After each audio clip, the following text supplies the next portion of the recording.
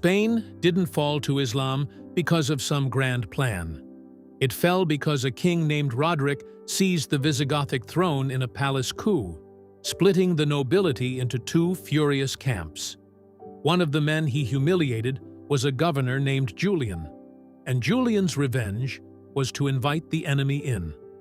Tariq ibn Ziyad took him up on it, landed under a rock that still carries his name today, Gibraltar, with barely 10,000 men. He crushed Roderick's entire army at a river crossing. Roderick was never found. Tariq's own boss, Musa ibn Nusayr, the governor of North Africa, showed up late for the party but with a much bigger army. He was furious that his subordinate had won the whole war without him. But it was Musa, accused of pocketing conquered gold for himself, who got shipped home to Damascus in disgrace. Not Tariq. One governor married the Roderick's widow and started acting like royalty. His own soldiers killed him for it. Another pushed the war into France and died outside Toulouse. Then the army went further into France than any Muslim force ever would again, until Charles Martel and a wall of Frankish infantry stopped them cold outside Tours. The general fell. The push into Europe ended that afternoon.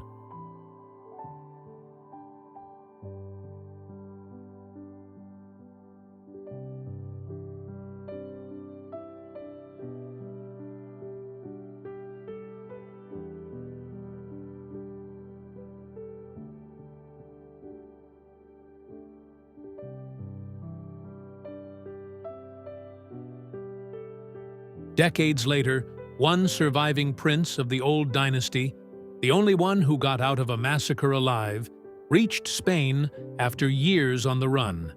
He took Córdoba and built an emirate answering to nobody, least of all Baghdad. His family started a mosque so big it took generations to finish.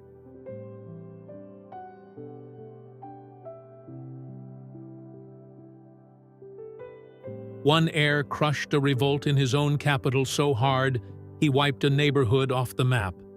Then came Ziryab, a musician from Baghdad who casually reinvented fashion, hygiene, even the oud, adding a fifth string just because he could. Vikings tried the Guadalquivir once. They got burned for it and stayed away for 15 years. Christians looking for martyrdom picked public fights they knew they'd lose. In the mountains, one rebel held out 30 years, then switched religions mid-revolt, just to make it personal. By the time it was over, the emir in charge didn't even control the towns next door.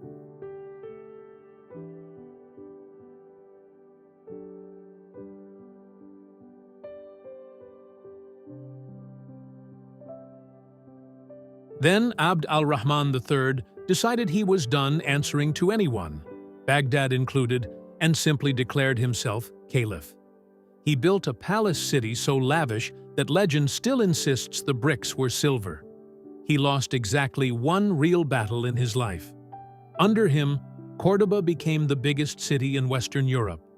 Paved streets, running water, public libraries, comforts most of the continent wouldn't see again for centuries.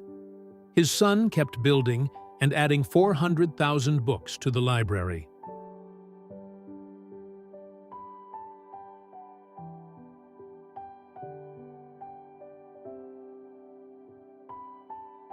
Then a palace secretary quietly took all the real power from a child caliph and never gave it back.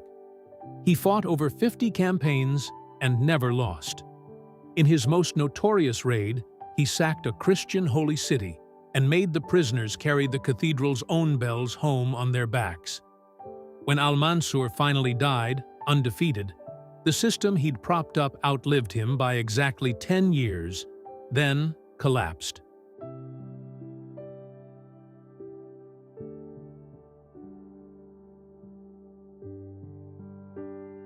Hisham II, the rightful caliph, kept powerless as a figurehead his entire reign while Al-Mansur ruled in his name, was finally thrown off the throne by the same court that had hidden behind him all along.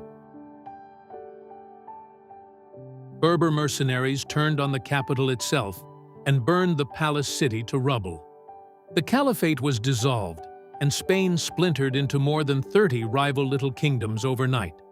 One was run by a poet king in Seville named Al-Mutamid, who spent his reign writing verse and quietly swallowing weaker neighbors.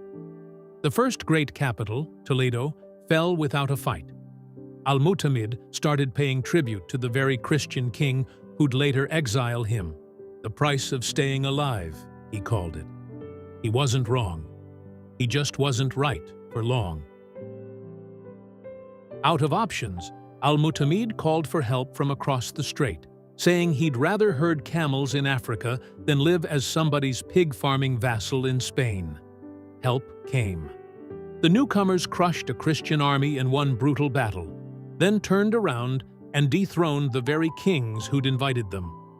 Al-Mutamid was shipped off to Morocco in chains, spending his last years there, still writing poetry about a palace he'd never see again.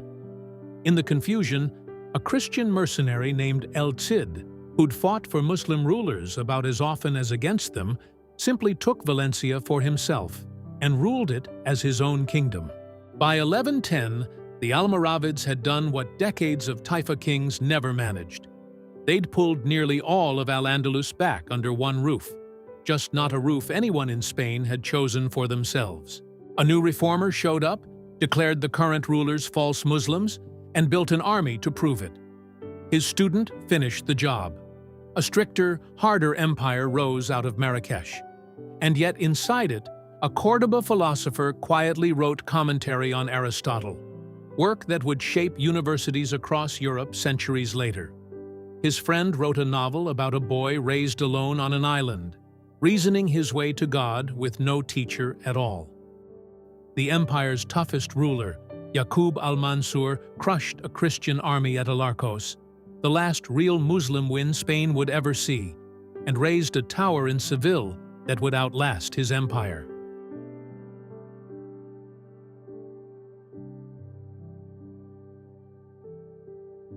Then, almost overnight, that same court turned on its own philosopher and burned his books. Philosophy and fanaticism, side by side. The fall, when it came fast. A united Christian crusade wiped out the empire's army in a bloody afternoon. It never recovered. Within a decade, the whole thing splintered apart again, exactly like the caliphate had a century earlier. History doesn't just rhyme in Al-Andalus, it repeats the same collapse. One rebel, Ibn Hud, briefly reunited nearly the whole remaining territory under his own crown. It didn't last either. Córdoba fell next. Its great mosque became a cathedral within days. Then came the big one. After a 2-year siege, Seville's governor handed the keys to Ferdinand III of Castile himself, a quiet, almost gentle ceremony compared to everything before it. And the entire population was given 4 months to leave a city their families had lived in for 500 years. Thousands fled south, into the one shrinking sliver of territory left. That sliver became its own kingdom, built around one city. Its founder raised a hilltop fortress palace that would outlast everyone who lived in it, paid for with gold instead of swords.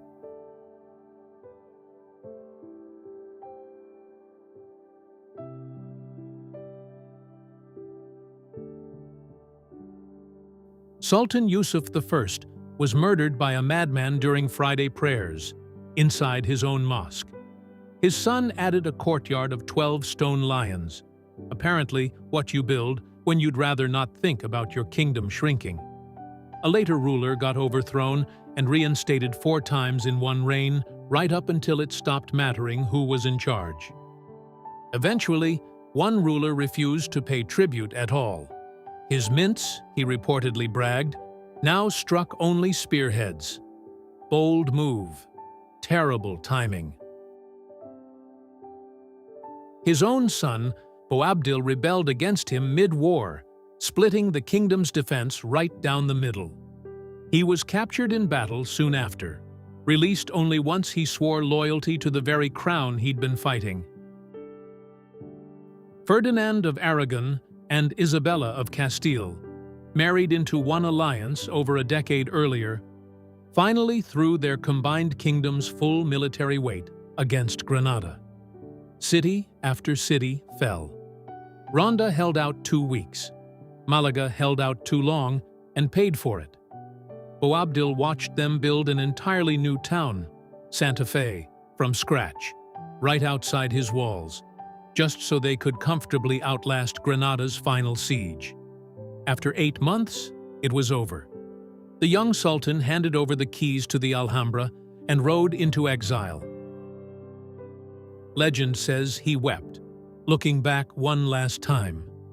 A treaty promised him religion, language, and property, protected forever. Forever lasted about a decade.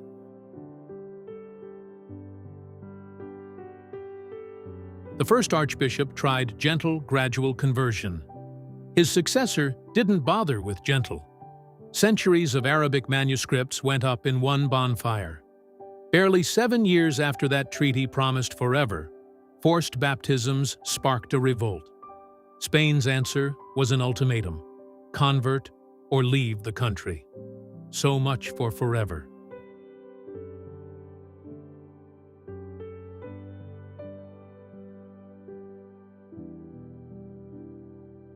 Those who stayed and converted got a new name, Moriscos, many keeping their old faith and language quietly at home, exactly where the Inquisition started looking. Decades later, in the mountains south of Granada, people rose up again over a law banning their own language and clothing. It took 3 brutal years to crush them. Tens of thousands were scattered forcibly across Spain to make sure it never happened again.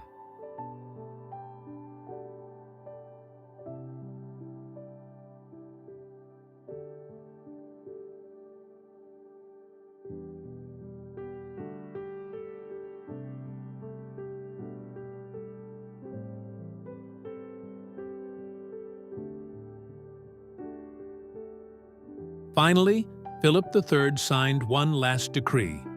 Every remaining Morisco expelled from Spain, full stop.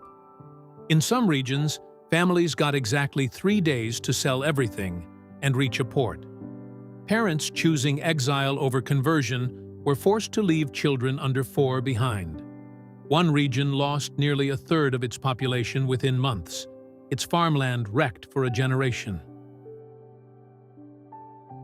Refugees landed in North Africa speaking only Spanish, strangers in a homeland most had never actually seen. Some ships never made it at all, raided by pirates or by their own crews for the gold sewn into passengers' clothes.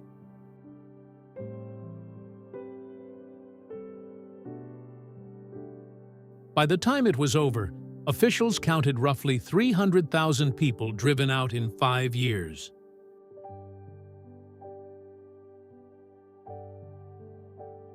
What was left behind got strange fast. A palace still carries prayers on its walls its new owners can't read. A mosque stands with an entire cathedral built directly inside it. One building, 2 conquests, stuck together permanently. The language kept thousands of words nobody remembers borrowing. And centuries later, the whole vanished world became just a name on old maps, one that millions of tourists now pay to walk through the ruins of.